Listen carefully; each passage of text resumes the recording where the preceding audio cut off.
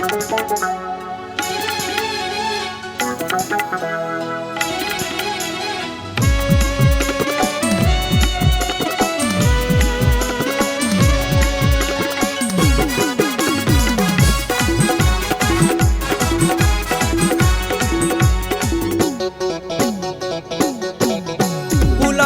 बाजार बुधवारी बाजार ला तोला मैं घुमा हुआ।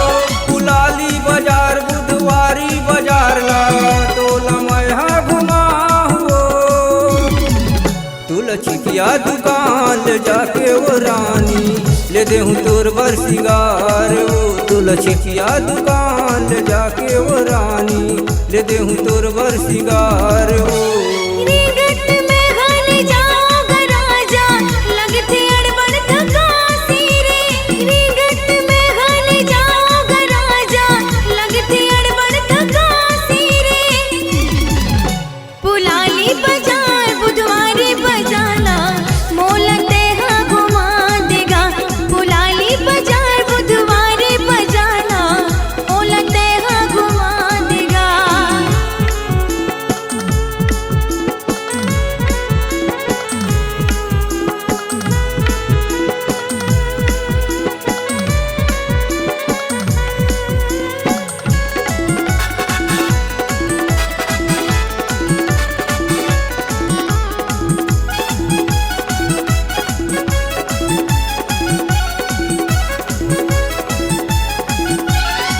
हाथे बचूड़ी कान बबाली मांगे बसे दूर मले हूँ। मांगे बसे दूर मले हूँ। हाथे बचूड़ी कान बबाली मांगे बसे दूर मले हूँ। मांगे बसे दूर मले हूँ।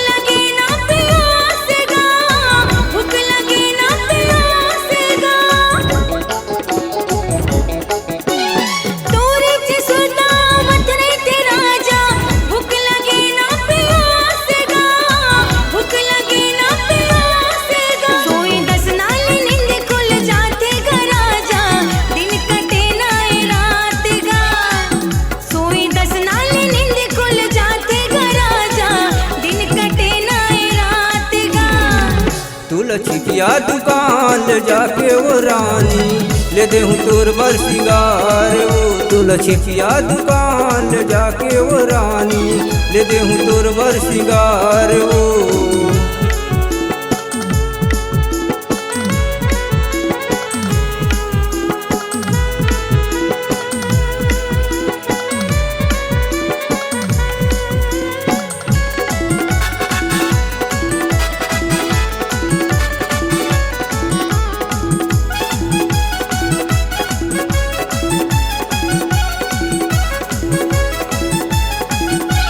दामन पर मुर्गा में रानी पूछ लेबे मोर नाम लवो।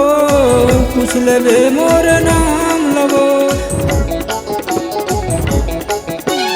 दामन पर मुर्गा में रानी पूछ लेबे मोर नाम लवो। पूछ लेबे मोर नाम लवो। बूढ़ा भाटा डी पर मरैथो रानी कौशल्या दम नाम है वो। बूढ़ा भाटा डी पर मरैथो रानी कौशल्या दम नाम है वो। बुलाली बाजार बुधवारी बजाना मोलक देहा घुमा देगा।